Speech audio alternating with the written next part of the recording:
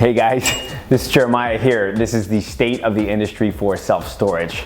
So when investing in commercial real estate assets, it's most important to understand the national trends and your local market trends.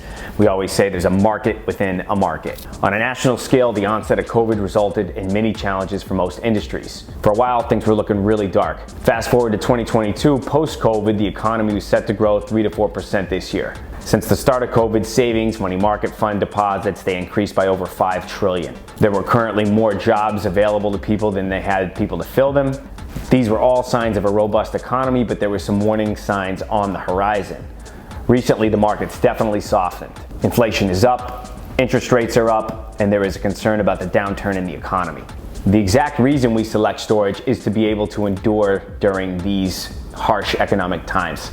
The self-storage industry has delivered record-pacing performance over the last 2 years. The COVID pandemic boosted the self-storage industry. Most people stayed at home, they started to work from home, and started to use up space, so they needed a lot more storage. There was also a mass migration from people in urban markets moving out to suburban and tertiary markets, driving occupancy and a lot of facilities just like ours. So where's the industry heading?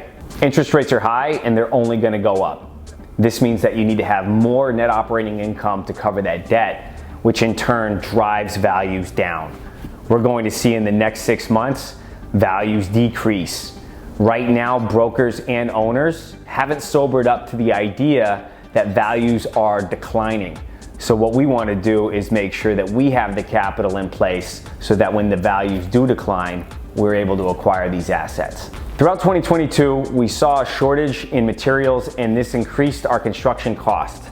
Yet, there's been a shift in supply chain activity where we do have predictability of our costs for storage. So this does give us certainty that we can develop assets next year. The challenge is financing for self-storage development might not be available next year, so we are entering cautionary times. We might not be growing the company as rapidly because we want to see how the market's going to evolve as the economy shifts. We're taking a hard look at these developments because we want to make sure we're going to be able to lease up and stabilize the facilities, hitting our metrics and generating the investor profit that we anticipate. The great thing about commercial real estate is there's opportunity in good and bad markets. We positioned ourselves in self-storage facilities and manufactured housing to make money in recessions. So with new opportunities, we're being very prudent in our underwriting. We don't want to buy irresponsibly. We're only looking for the best opportunities, and we feel like there's going to be an adjustment to the market over the next 6 months.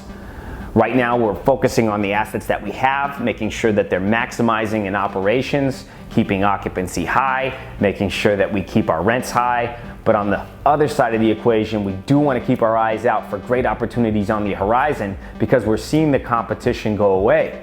Other buyers now have backed away from these asset classes because they don't have the capital in place, they don't have the operations in place, and they don't have a clear business plan moving forward. This is where we dominate.